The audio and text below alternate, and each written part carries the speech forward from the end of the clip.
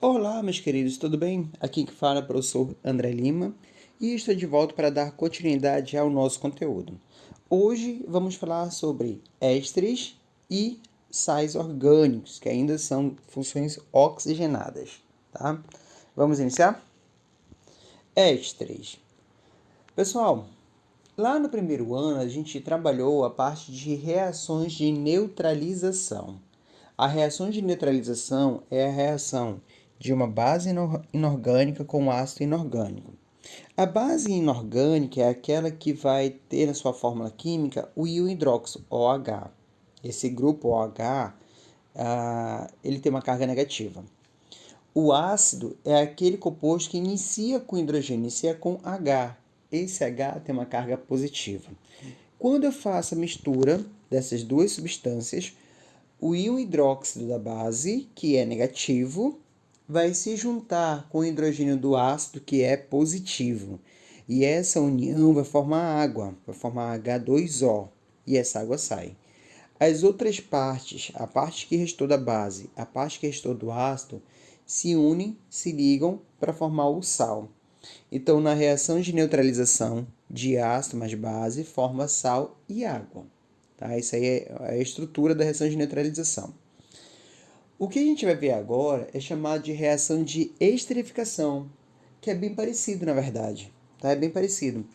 Você vai ter um ácido carboxílico que vai reagir com álcool, vai formar um éster e água. Tá?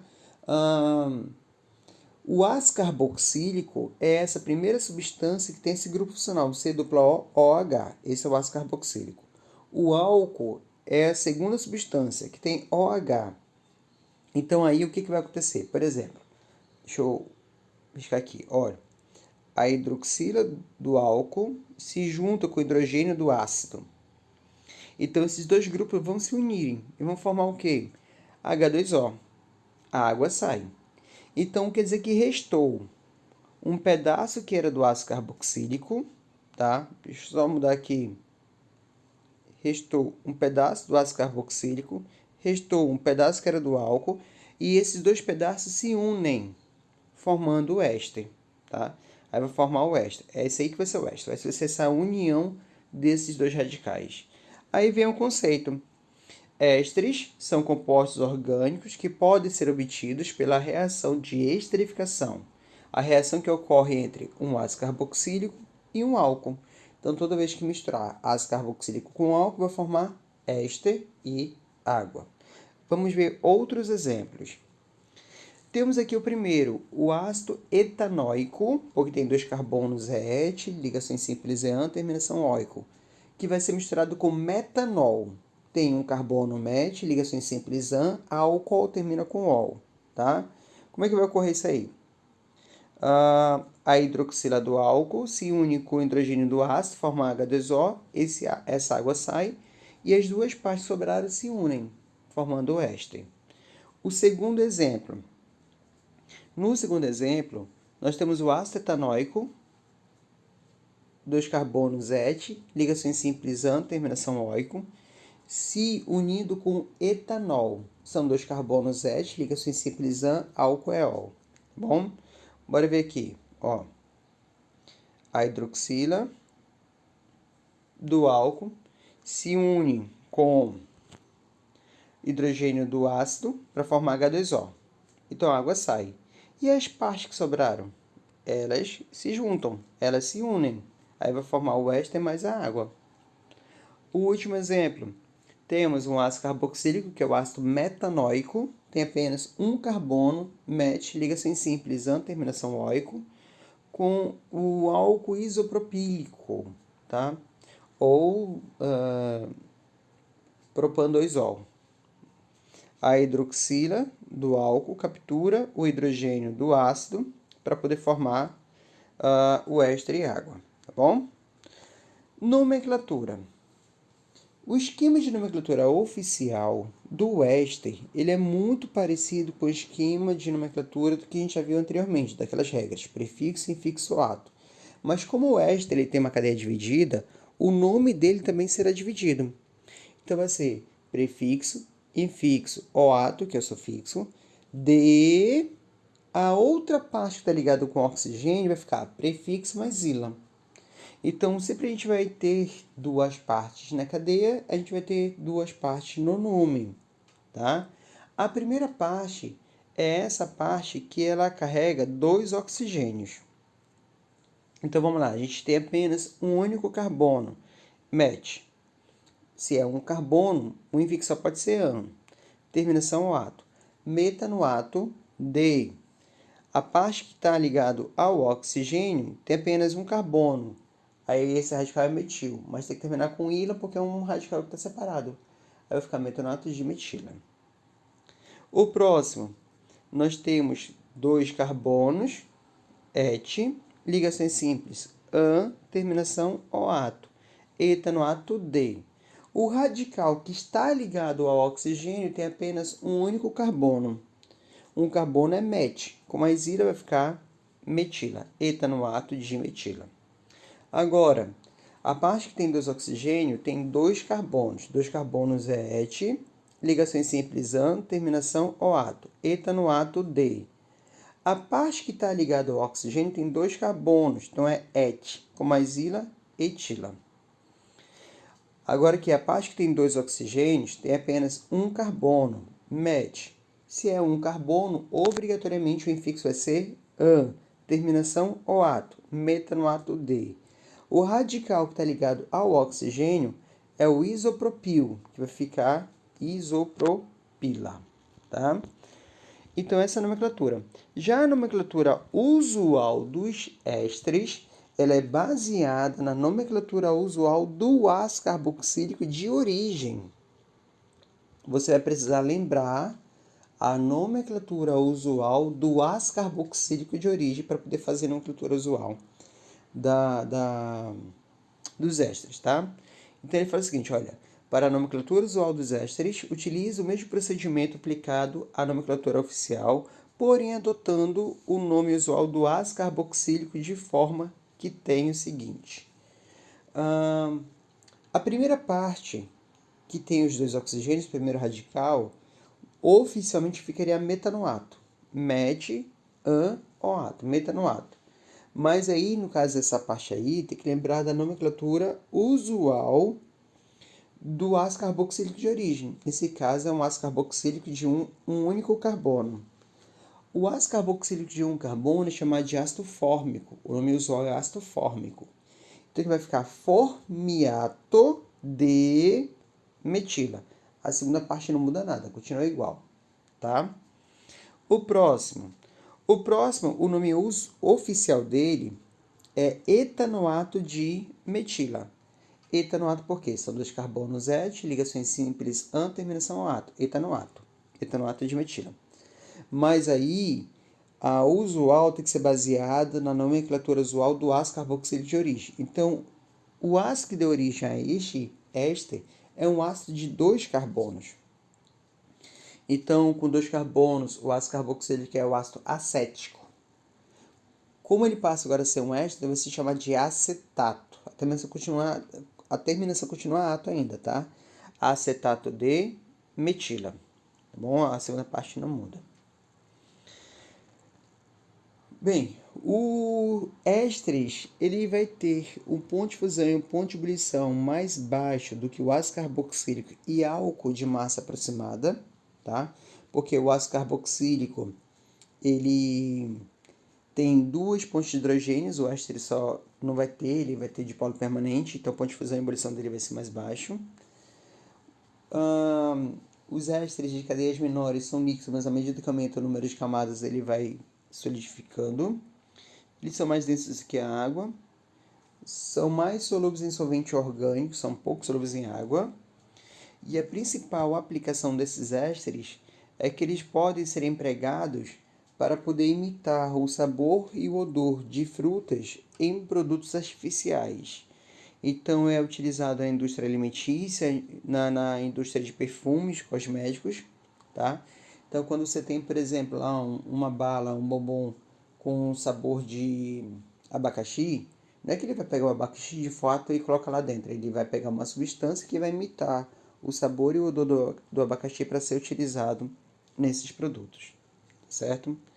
Então, é muito, muito utilizado na indústria alimentícia e também em reações de polimerização, que vai formar o poliéster, tá? Que é um tipo de tecido também, tá bom? Sais orgânicos. O sal orgânico ele vai passar por um processo muito parecido com a reação de esterificação, só que aqui de fato é uma reação de neutralização, onde você vai misturar um ácido carboxílico com uma base inorgânica, tá? A base inorgânica vai ter o íon hidróxido. O modo como ocorre a reação química é a mesma da esterificação. A hidroxila da base pega o hidrogênio do ácido para poder formar água e as partes se unem e se ligam, tá? Nesse caso aí, na base inorgânica, o que você vai ter é um sal ou um metal. É um metal, que vai ter como resultado um sal orgânico, que é um composto iônico, tá? Ele vai ter um caráter iônico esse composto aí. Então, bora ver lá. Você vai ter que pegar, deixa eu pegar aqui, a hidroxila da base com hidrogênio do ácido para formar H2O, tá? Essa água sai e as partes se unem. A parte que sobrou do ácido carboxílico, que está na esquerda, com o K, que é a parte que sobrou da base, que está na direita. Então, unindo aí, vai ficar assim, ó. CH3, C-O-O-K, mais H2O, tá? De novo, você pega a hidroxila da base com o hidrogênio do ácido, essas duas partes se ligam, formam água, a água sai. O que sobrou, que está na esquerda, se une com aquele que sobrou que está na direita. Então, como resultado, a gente vai ter assim, um sal orgânico mais água. Então, o sal orgânico, pessoal, vai ser esses compostos que vai ter um metal, tá? Ele vai ter um metal ligado ali à carboxila, no caso, tá bom? Nomenclatura. A nomenclatura é muito parecida com a nomenclatura do éster. Por exemplo, metanoato de metila, etanoato de propila. É muito parecido. Só que ao invés de colocar di metila, di etila, di propila, tu vai colocar de o nome do metal, tá? Então vai ser muito parecido, só que vai colocar metanoato de sódio, etanoato de potássio. Então vai colocar o nome do metal que vai estar na ponta.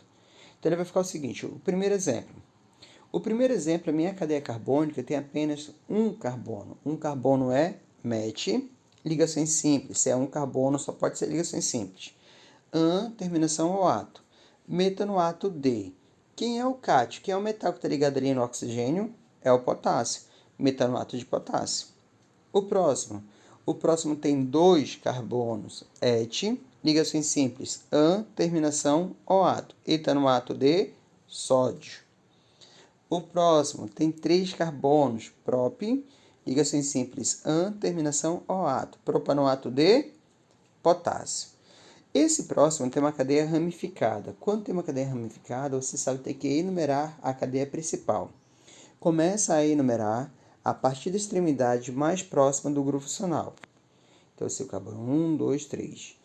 A ramificação que está para cima tem apenas um carbono, metil. A ramificação que está para baixo tem apenas um carbono, metil. Então, nós temos dois metil. Onde eles estão? No carbono 2 e no carbono 3. Então, coloca a primeira localização e em seguida o nome deles. Vai ficar 2,3 dimetil, porque são dois, tá? Dimetil. 4 carbonos, but, ligação simples, an, terminação ao ato. 2, 3 dimetilbutanoato de sódio, que é o metal, tá bom? A nomenclatura usual dos sais orgânicos é basicamente a mesma regra que nós utilizamos na nomenclatura usual do éster. Ou seja, eu vou precisar da nomenclatura usual do ácido carboxílico de origem, tá bom? Então aqui, por exemplo, o primeiro exemplo tem um carbono. O ácido carboxílico de origem era o ácido metanóico. E o nome usual do ácido metanóico é o ácido fórmico. Então, agora ele vai ficar formiato. Formiato de o nome do metal, que é o potássio. Formiato de potássio. O próximo O próximo tem 2 carbonos, quer dizer então que o ácido de origem dele é o ácido etanóico. E a nomenclatura usual do ácido etanóico é o ácido acético. Agora ele vai ficar acetato de sódio. O próximo tem a cadeia carbônica com 2 carbonos. Significa dizer que o ácido de origem é um ácido de 2 carbonos, que era o ácido etanóico. A nomenclatura usual do ácido com 2 carbonos era o ácido acético. E agora ele vai ficar acetato. Acetato de amônio, que é o NH4, é o amônio. NH3 é amoniar, tá? Vai ter essa diferença aí, tá bom? Vai ser o amônio. Ponto de fusão e ponto de ebulição são elevados. Os pontos de fusão e ponto de ebulição são elevados. Por quê? Porque ele é um composto iônico. Todo composto iônico tem elevado ponto de fusão, elevado ponto de ebulição. Fase de agregação. Ele se apresenta como sólidos cristalinos. Todo composto iônico ele é sólido na temperatura ambiente. Tá? Então ele vai ser um sólido cristalino. Geralmente são mais densos do que a água. Eles são solúveis em água e também em alguns solventes orgânicos. E as principais aplicações desses sais orgânicos é justamente na fabricação de sabão. Tá? Então, eles vão fazer essas reações, uma neutralização, pegar ali uma gordura, misturar com uma soda cáustica, que é uma base inorgânica, por exemplo, para poder formar o sabão. Então, a principal aplicação deles é o uso como sabão. Tá bom? Enfim, pessoal, a gente vai finalizar por aqui com mais essas 2 funções, tá? Na próxima aula eu faço uma aula de resolução de exercício para a gente poder aplicar isso que foi trabalhado até então, tá bom? Desejo a todos um ótimo dia, uma ótima semana e até a próxima. Valeu, tchau!